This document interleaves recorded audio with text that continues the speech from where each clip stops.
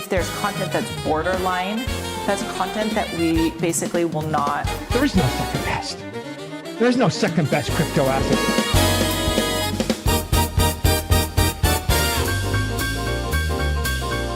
I respect you, and I have a great deal of appreciation to you, JF.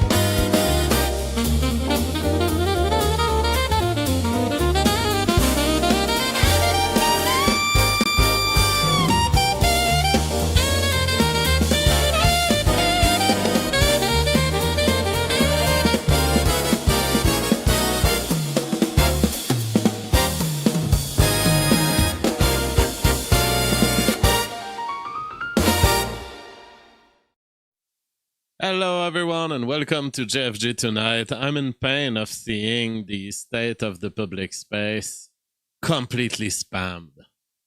Completely spammed by partisan bullshit. I've been saying it for a couple of days since this whole Iran war started. Wow. We've been deprived of any source of actual information, and we are in a highly bloodthirsty partisan shit show. And Faram was saying on the Discord, Elon's censorship operation has been a complete success. Imagine if leftist owners were just banning the opponents of Israel. It wouldn't work like spam does. Yeah, I do believe that this describes the situation we're in. Absolutely well seen by Faram.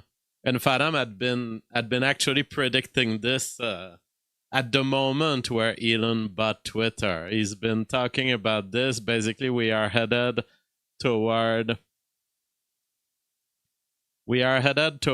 instead of censorship, outflowing of spam and crap, so much so that you can't even trust your own side. Suleiman, what's his name here? I'm gonna try to find. Suleiman Ahmed is an example of these people who have acquired a big audience. You know, he was the guy hosting big Twitter spaces, Suleiman Ahmed, and being anti-Israeli war in his commentary. And yet, he keeps churning out false videos. This is a guy that presents himself as a journalist, as a kind of commentator, philosopher of the public space. Complete crap, systematically crap. And yes, Ryan Dawson, Stephen Robinson had been saying that is the strategy going forward. The putting forward of unreliable voices, kooks, that will adopt your view, but that will defend it so poorly, but they will be so good at gathering so much more views than you, that intelligence and truth cannot make it true. Now, this is what we're faced with. So this guy, I mean, more than once a day, okay? I can affirm it. Whenever I see his tweets, I'm like, I would love to retweet this in principle, but it's probably false. And now I've noticed that every day this guy publishes false videos. Breaking, this is crazy. Tel Aviv looks like an absolute horror show right now. So you would think, oh wow, Tel Aviv has been struck hard. Fire everywhere, firemen in distress. Wow, Iran is hitting hard. But then Grok, so there's always someone, and I actually, people think it's cringe to ask Grok, but no, I think it's absolutely legitimate to ask Grok, is this video real, Grok? No, this video isn't recent footage from Tel Aviv tonight. It shows Israeli firefighters battling a severe building fire at night with hoses and intense flames. No news report match this exact interior scene. So it's probably a video from the past that was just recycled here. Sulaiman Ahmed has been doing this every day. False missiles, old videos, all traceable to 5-10 years ago, nothing to do with the current Iran conflict, but supposedly showing us a victory, a coming victory of Iran. So it's very dangerous right now to go around social media, and some of these videos are shared on my Discord, and I'm like, what do I do? Those are my own users falling for, and I know, my crowd tends to be high intelligence. But my own users are falling for this false discourse that Iran is replying strong. I still don't know. I still don't know whether a single missile made it out of Iran. I got other videos. Sky above Tel Aviv tonight. So very often you'll see these reply guys, like unknown out there Twitter accounts that appear to have been built for the purpose of spamming. So how do I know that this is an actual filming of Iranian missiles above Tel Aviv? I don't know. And I've seen videos like this from years ago, so I wouldn't be surprised that this video is from years ago. I have no way to check. Again, we are always left to ask Grok, is there a trace of this in history before, or is that new from tonight? Now, this guy seems to be showing some missile impacts. Apparently, missile impact in video captures the moment an Iranian missile strikes Netanya, north of Tel Aviv, without interception, as Palestinians watching from a distance count down the final seconds before impact. I don't know, is that recent? Here we have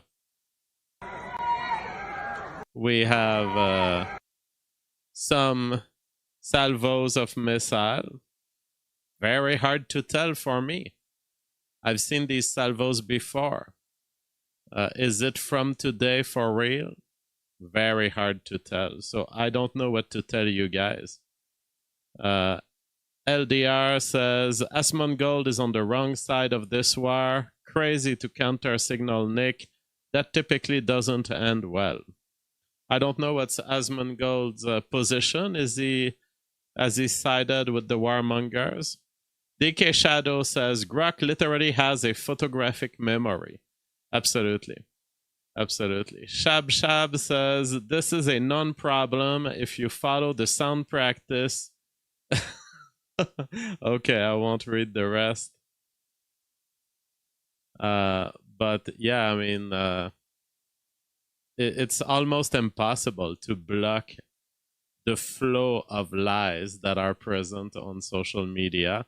I block people that are aggressive toward me, but blocking anyone who makes a false statement, that would take me my whole day. Just block. I try to do it when it's egregious, but I also want to stay connected to, okay, this is what the flow of information is. Whether it's all false, I still want to know it. Barnaby says, Asmongold thinks you're a coward if you don't want to die for Israel. Oh yeah, those are the things we see very often in the times of war. Appeal to cowardness. Oh, what is it?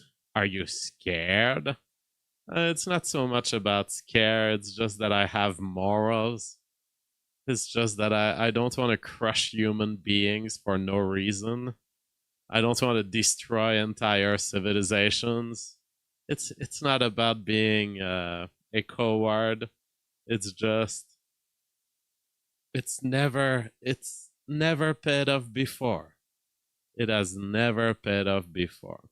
Now you can see retroactively that basically this whole Iraq war was a positioning of American forces and Kurdish forces around Iran. So in the end, it's like, oh, well, we hung Saddam Hussein, okay? I don't particularly care. But we hung a guy because basically we wanted to set up a military invasion of his neighboring country. That's what we did. Or that's what America did. I don't feel part of it anymore, but that's what they did.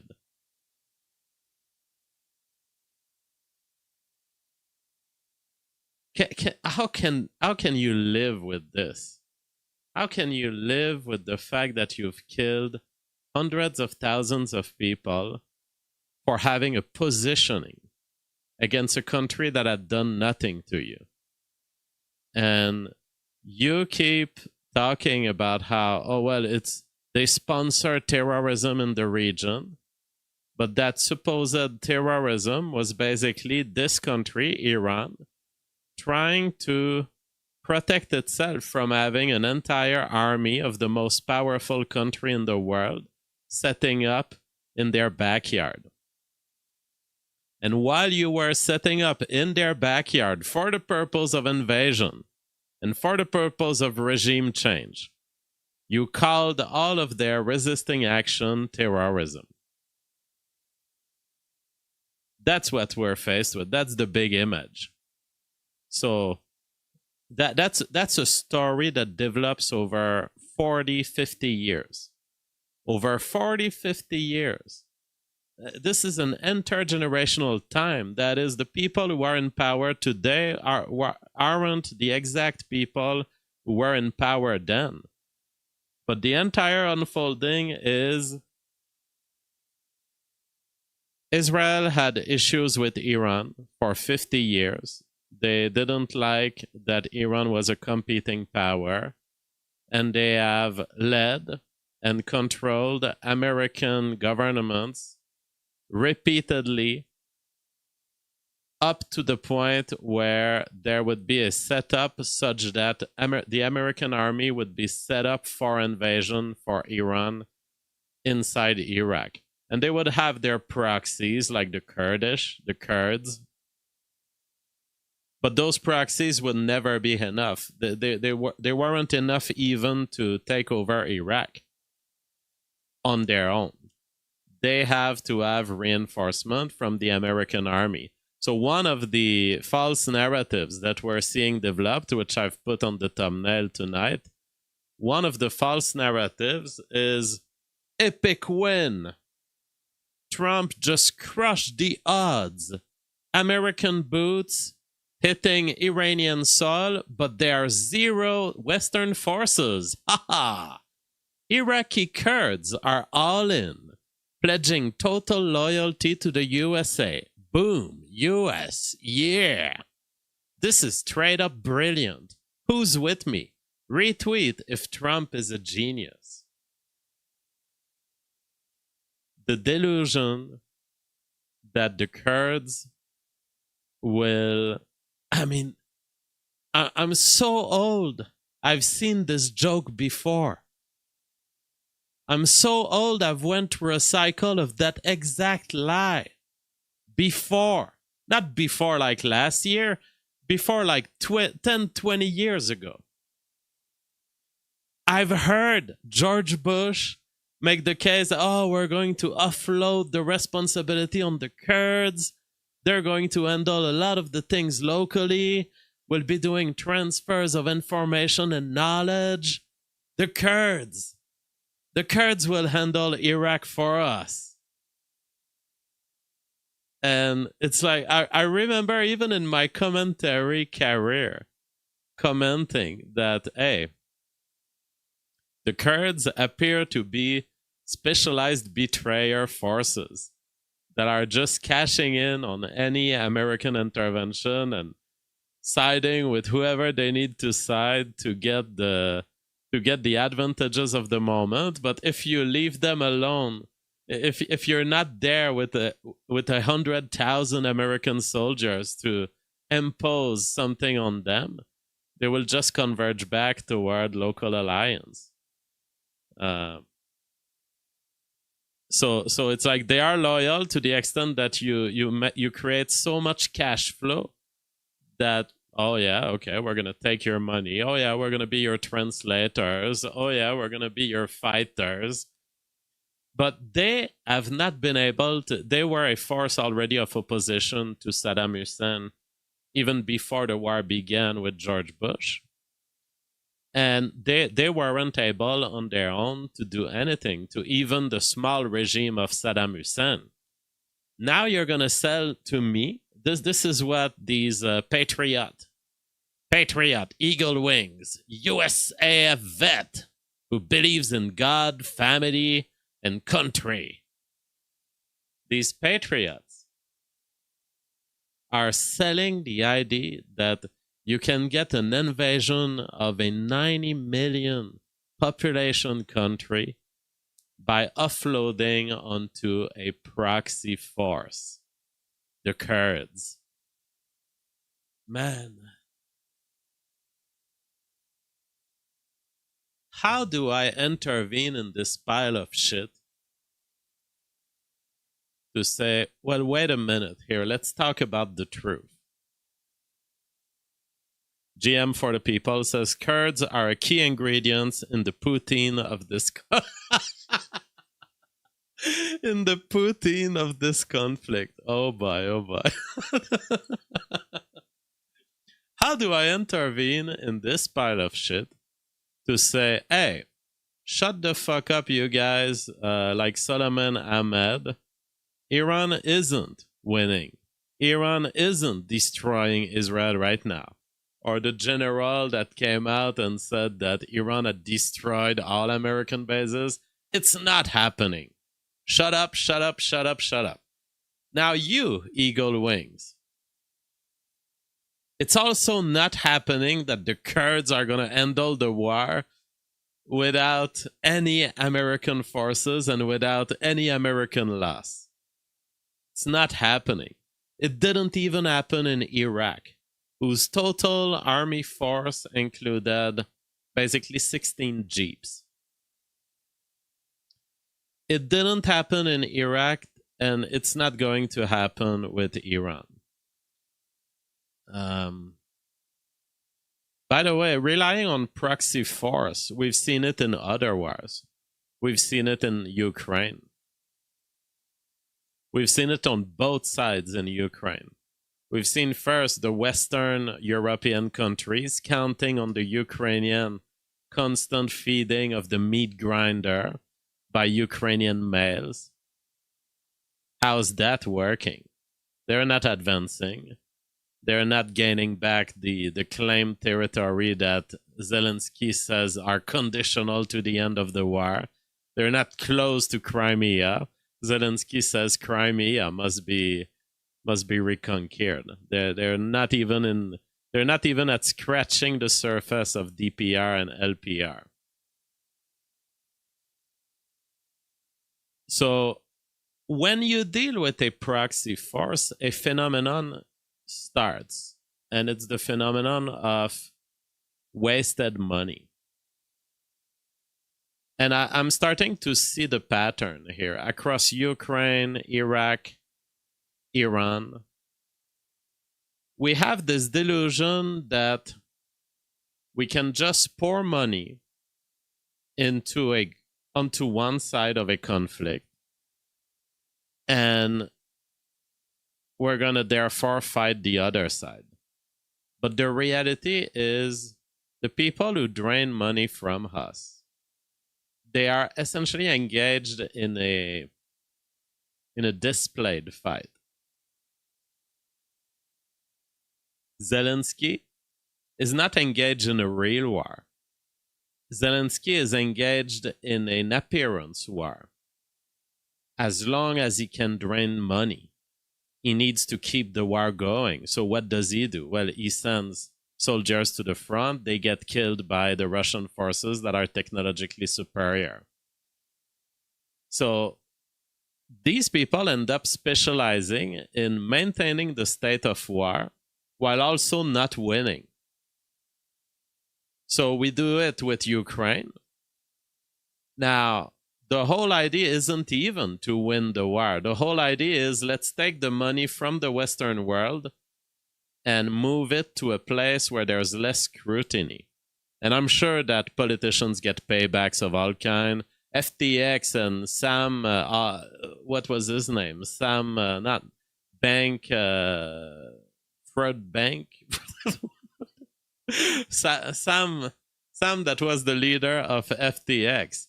He was specializing in basically American government gives money to Zelensky. Zelensky transfers it into Bitcoin onto FTX, and then that trickles back. Bankman-Fried, Sam Bankman-Fried, that was his name.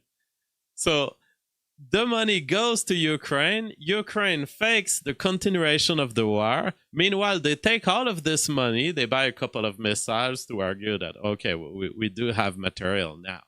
But they take most of the money. They buy Bitcoin with it on the platform of Sam Bankman-Fried, FTX. And what does Sam Bankman-Fried do? He takes that money and he gives it so much to the very politicians that have sent this money in Ukraine that at some point people start being worried, hey, there's no more money in FTX. What the fuck is happening? So you have the money flow there. You had the full money flow. Now, Sam Bankman-Fried ended up in jail for, I'm not even sure he's in jail for the right reason. I believe the big fraud was probably this circular political reinforcement loop. We send the money of the people to Ukraine. Ukraine buys Bitcoin. I have Bitcoin. I'm giving these Bitcoins to the politicians, so much so that I can't even honor my withdrawal request at FTX. Now, I don't even know if he was able to honor them, but he ended up in jail because people then attacked his FTX system. Basically, a bunch of corporate vultures that did that and took over FTX. Whether he's in jail for the right reason or not, I think definitely he was part of a scam bringing back that money into the American political system. Now, that was Ukraine. The same thing is true. The same thing is true back in the 90s on the funding of Osama bin Laden. Literally, it goes back to this. It goes as far as this. What did we do with Osama bin Laden? Well, there were a couple of conflicts and a triangular conflict over Afghanistan that had been historical that had been lasting a decade, involving some conflict between Russia, the domination of Russia over Afghanistan, America over Afghanistan. So there was kind of a triangle of interest, Russia, America, and maybe even China. Kind of in a contest over Afghanistan. We ended up funding Osama bin Laden via the CIA networks. And eventually, the 9/11 terrorist attacks occurred, and they were pinned on Osama bin Laden. I personally, I'm still uncertain about the degree to which Osama bin Laden was actually involved in 9/11, like as a planner of it.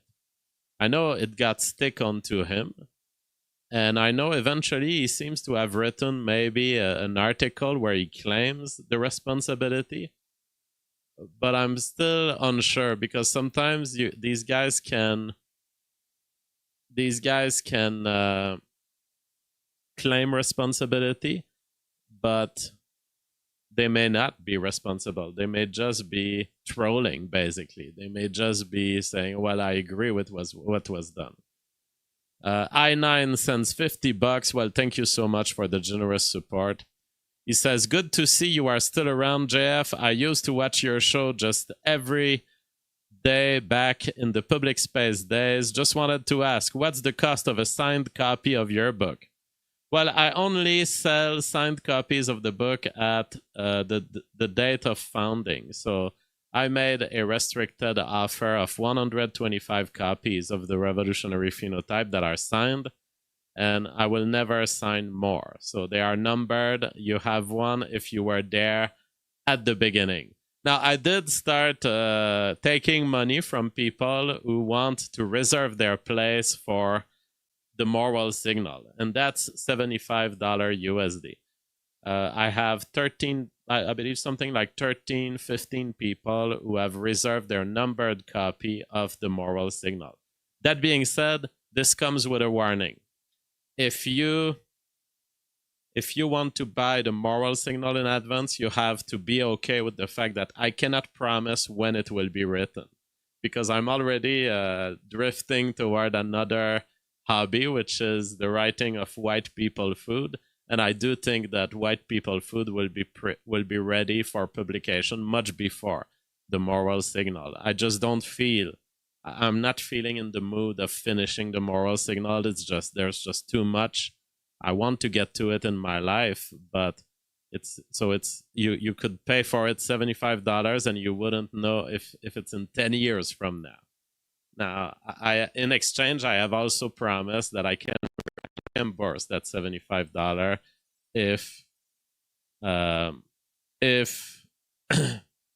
your microphone, oh no, that's probably a fake warning, because I do think my microphone is working.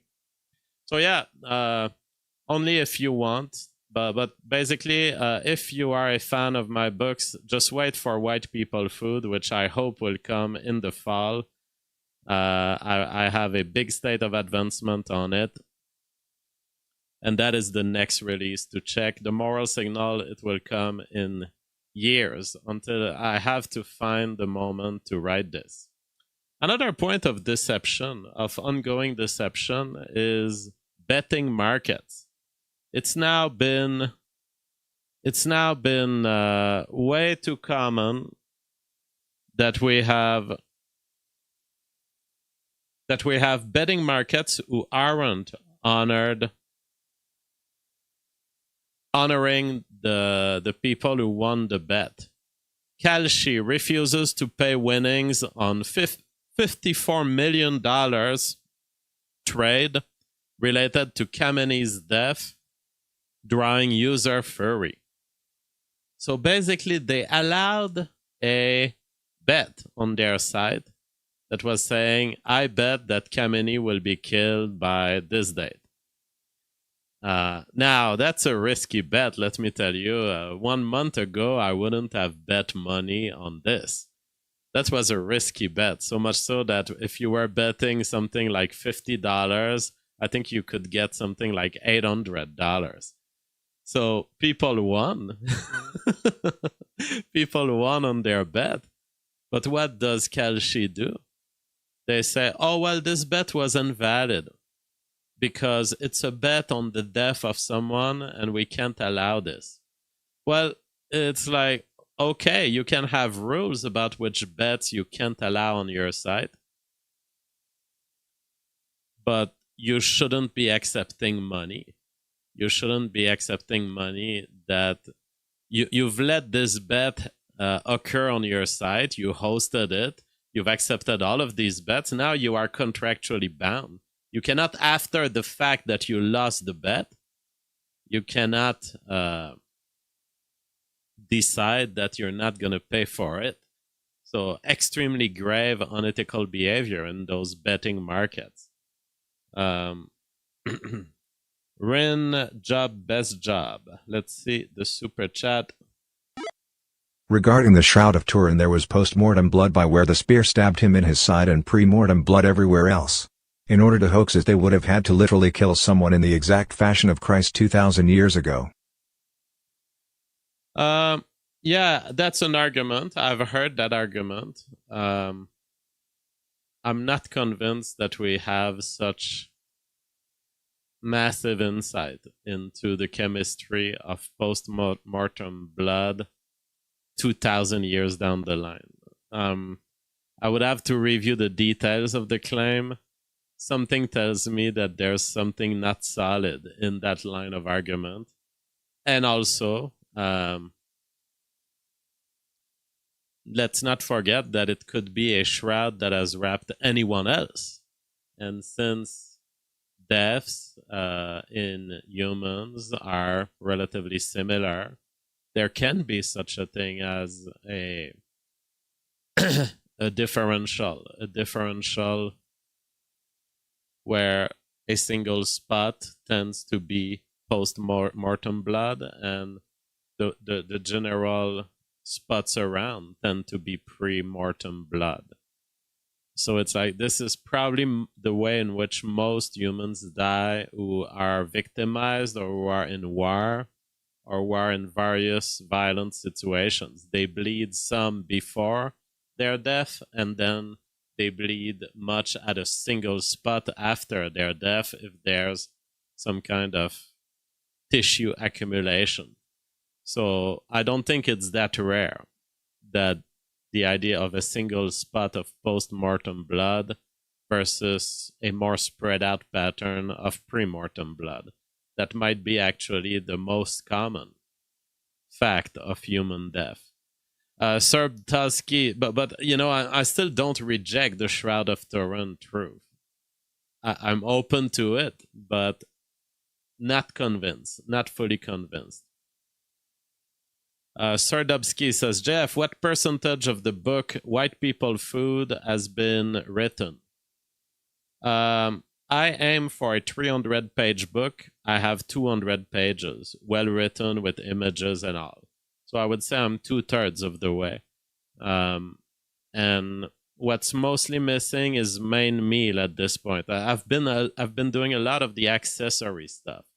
Now, main meal, I have a very complete book right now on pots, casseroles and all, pies. I need to get to the plated meat section. That is the biggest thing that is missing. Otherwise, I am extremely large cover on breakfast. The breakfast and the tactical guides are very, very solid. Breakfast, fries, techniques, fries research. I've done enormous amounts of research. I'm very proud of the fries part. It's as much knowledge as you can ever get, I think, in a cookbook. I have never seen a cookbook that actually takes the time to say, here's 1,000 ways in which you could cook fries. Here's what it leads to. And here's therefore the branch of decisions you have to make. And it's down to the looks of the fries.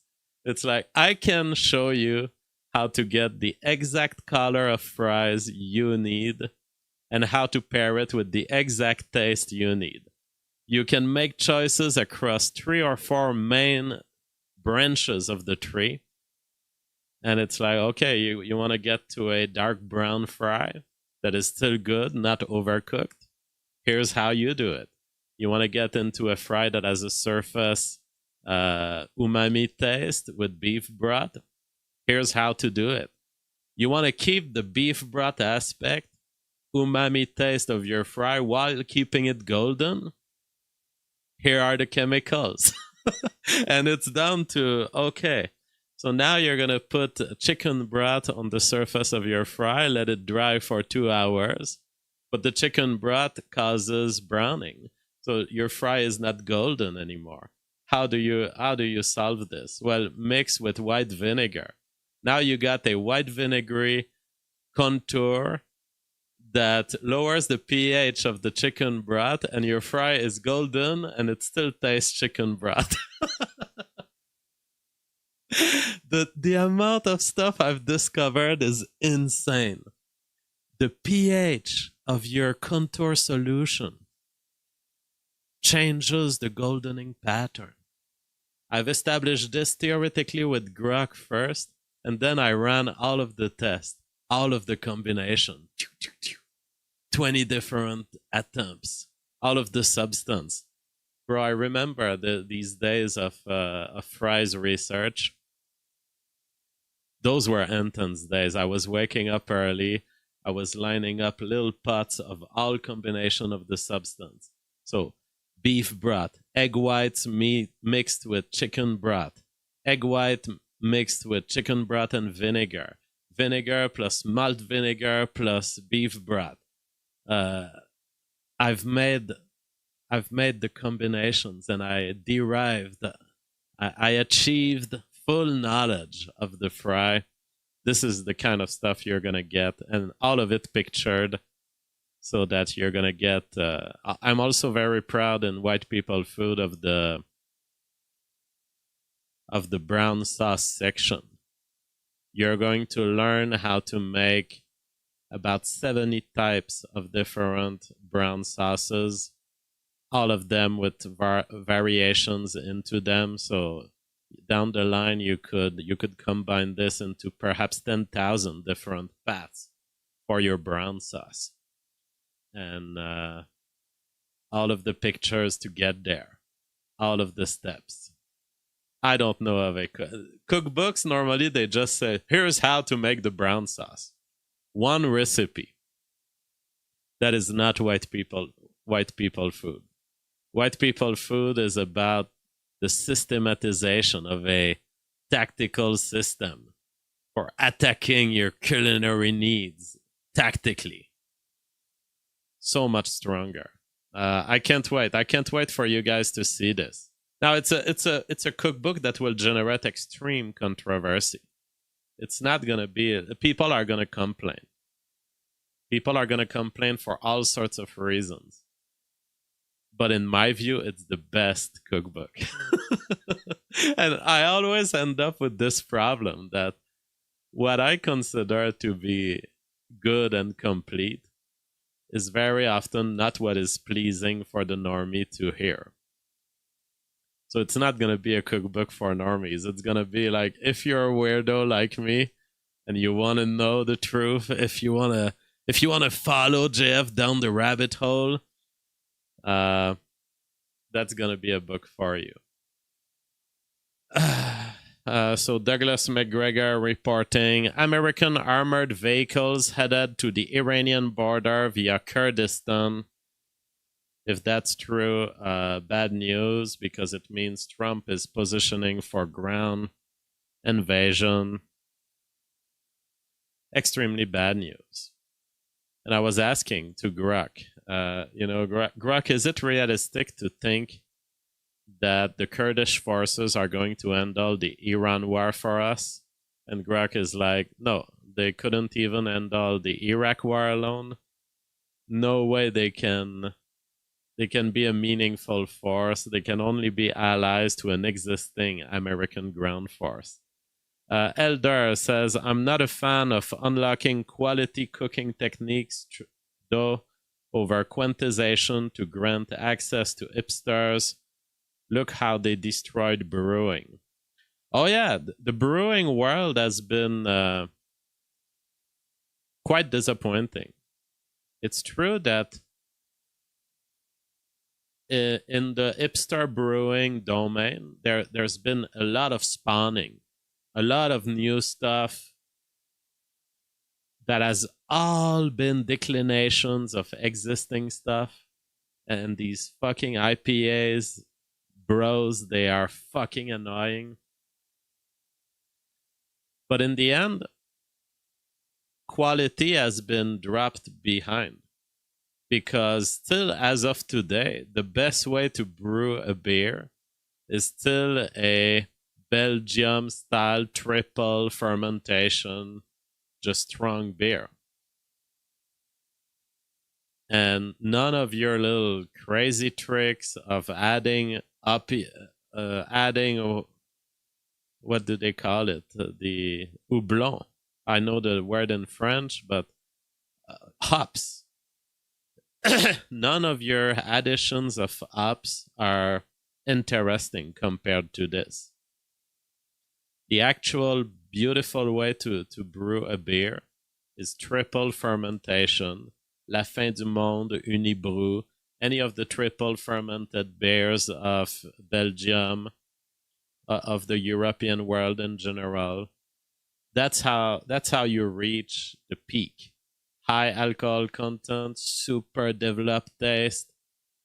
And then we have all of these little companies, these breweries that have locally spawned in the US and in places like Canada, where it's like, okay, you're going to get to their place, they're going to sell their local beer that they produce in their big cisterns. But it sucks. It's either you went in the too much hop direction to give a strong taste a la IPA, or even they tried to rename it American Pale Ale, APA. That will do it. And it's like, bro, you're reusing a technique that was used because sending our beer to India was just so long that we stacked so much hops in there to ensure that the bacteria weren't interested in the beer. Now you're making me taste that antibacterial strategy in 2026, and you claim it's some sort of refined taste? Or they will go the fruity route and they will mix with various fruity additions. All of it sucks. And all of it is giving the illusion that, oh, well, you're drinking local. It's made right here in the cistern that's in front of you.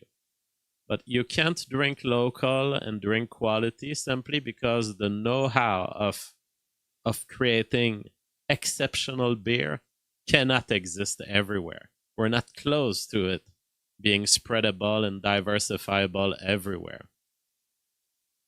We're not close to having one person per city in the US who knows enough about beer brewing to do that.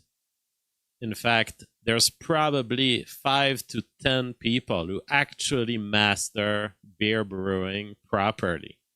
And the only path you have is import, to find these 5 to 10 people on planet Earth and bring their beer in.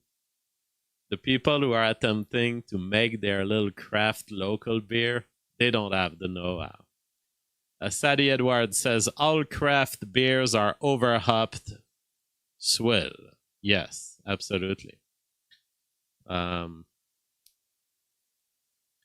right. Anonymous ex-users are reporting their full names are being Googled in Israel after they criticized its war crimes.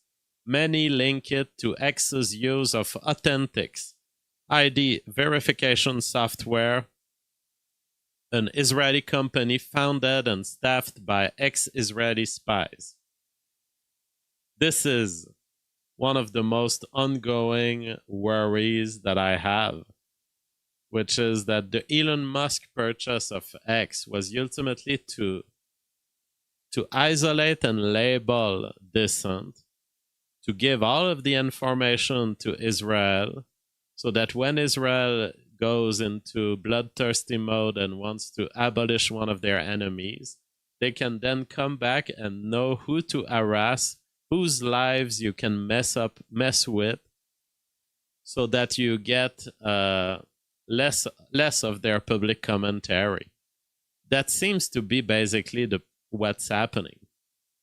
Basically, Elon allowed the flooding in of pro-Israel bots, allowed the pursuit of any anonymous account by revealing their identity to Authentics. It allows the whole Mossad networks to know who are the opponents of the war.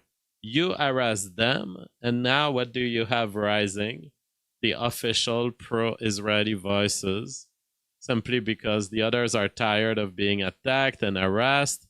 The bots are asymmetrically enforced, where the bots that favor the war are let to exist, whereas the bots that don't are banned or discredited by the inaccuracy of their information and the community notes. This seems to be what we have here, that Twitter is still, despite years of trying to improve it, is still the machine of psychological warfare for the purpose of actual warfare. That really sucks. I don't know how we fix this.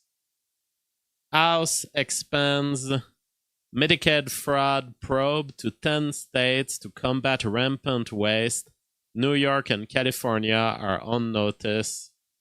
Bro, there is so much circulation of federal funds to these leftist states. This is a whole scam. These leftist states are maintaining their whole system by federal funding. They're making up numbers so they get more federal funding. Medicaid fraud. This needs to be investigated. But in the end, any amount of money you give to people for free, it will generate an interest for lying and corruption. And the Democrats are just the ones who do it better. They're just the ones who are like, all right, this is infinite money, we're going to mine it. You have to have respect for the Democrats for this. Because when you think about it, these infinite money flows going to daycares from the federal government and people in the need and single moms, the Democrats are very good at draining it. And in a way, you are stupid, the Republican states. They are stupid not to drain it. It's just that at some point, your honor and your desire for truth comes to be a handicap, a boulder to carry. And us conservatives and right-wingers in general and principled artists, we suffer from the fact that we can't lie. We are willing not to lie at our detriment. We are willing to stick to the truth at our detriment. Probably something we learned from the Bible in a way, because Jesus went so much after everything and, flipped the tables and the temple and criticized the traditions of his time. And in a way, we're a little too much like Jesus. That's why the Democrats beat us. We're a little too much like Jesus. Matt Bell says, JF, mammals have hydrochloric acid to digest their foods. Go with me. If we could breed herring that have acetic acid for digestion, that permeates their body upon death, self-pickling herring. Well, you've been talking to me about this in the other show. But, no, that wouldn't work. The stomach, by the way, exists to contain all of this acidity into a pouch, literally. If you were to permeate your own body with the acid that is present in your stomach, you would instantly die. The reason the stomach is such a sealed container is precisely because the operation of digestion is ultimately incompatible with life. That is what it is. That is why animals who swallow their prey alive, these preys are dead once in the stomach because they are acidified and they die. So there's no way you would have acetic vinegar substances across the whole herring while he's alive. There wouldn't be enough, because if there was enough, the herring would be dead.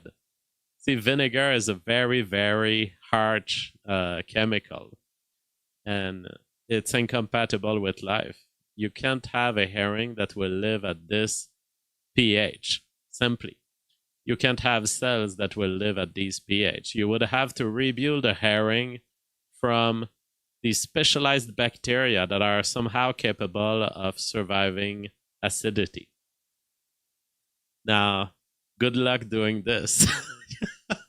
Start from a bacteria that can handle acidity, grow it in a very acid environment while also favoring the evolutionary forces to get to a herring. Now maybe you'd get something there. Maybe you'd have an alternative form of herring that can handle high acidity. But yeah, the stomach is a sealed pouch. It's a sealed pouch of nature. It's the Ziploc bag of God. And that is why cheese has been invented first by having it aged in stomachs. So the invention of cheese civilizationally came because the stomach happened to be a nice container, right? So it's sealed, it's very watertight. And so the idea was, well, it's a container, so we can put water in it. And so it was a container for many things first in our desertic lives in and around Egypt for 4,000 years and more. Now, the stomachs were therefore bags.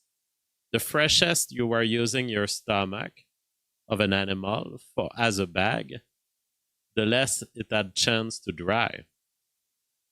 So it wasn't lettery from the start. I mean, if you were letting it dry for months, it was dry, and then it was just literally a leather bag, basically, a very resistant, watertight skin. Stomach skin, not outside skin. And eventually someone put milk in the Ziploc bag. And the Ziploc bag wasn't fully dried, so it was still a living stomach. And therefore it still had traces of renine, which is the enzyme that digests the molecules in milk that makes it solid. So basically the way I see milk as a solution is milk is a liquid that hides a solid. So basically what life had to solve when determining how will I feed children and mammals, what evolution found is I can package proteins and fat, wrap them in a protein that is hydrophilic. So now it floats in the liquid. So milk is liquid. But everyone knows that what is butter made from? Butter is made from milk. Well, that means there's something solid hiding in the liquid of the milk. And the secret to this is, yes, basically milk is the way mammals have found to liquefy fat through molecular enzyme structure that is hydrophilic. So you have all of this energy hidden in milk because that's what evolution needed to do. It needed a liquid transfer medium that gets you the best energy, therefore that is ultimately formed of solids, but that is circulating enough that it can be ejected into the mouth of the baby at the right time. So the solution was the liquefaction of fat and protein ensured by milk production in mammals. Now, as it so happens, the person who stored milk into a too fresh Ziploc bag stomach in desertic life about 3,000 to 7,000 years ago, I don't know exactly when, ended up discovering accidentally what nature is already undoing, which is nature is making sure to transfer this packaged solid into actual solid when you drink milk. When you're a baby drinking milk, by 1 minute or 2 minutes, the milk is in your stomach. 2 minutes in, the milk has already curded, which is why if a baby vomits, there's cheese curds in the vomit. Why? Because the stomach has already started the process of curding the milk, of transferring back all of that energy that was hidden and spread and diluted through the milk into solid blocks of the fat that the milk is meant to carry in liquid form. So as the first human to discover cheese did, he stored milk into a stomach as a bag first, but then realized, whoa, that transforms the milk into solid pieces. And the solid pieces are aging inside as I carry it. And it gets even better because now the cheese gets populated by bacteria. So now you have all of the steps of the modern way of making cheese have actually been actualized by this discovery, by the fact that stomach pouches were good bags. But they were better bags than people could even think. They also had renine, which is meant to digest the cheese, lipase, which is meant to make it buttery and flowy in the way that you have in modern brie cheese. All of these things are produced naturally by the stomach because the stomach is a milk transformer. It transforms the stomach of mammals is built specifically, especially at young age and babies, to transform the milk from its liquid form into its curded form. That was intense. User says GXP2V super coronavirus 100% fatal transgenic mice. Please read about it. Super COVID preprint study. Bruh. Don't tell me we're into another cycle of fear-mongering around COVID. Holy shit. Super COVID preprint study. But I'm getting no result. Let's try another search engine. Yeah, preprints lab. I mean, they get these things sponsored literally to scare people. Well, that seems to be a 2024 preprint. So yeah, it already is pretty late.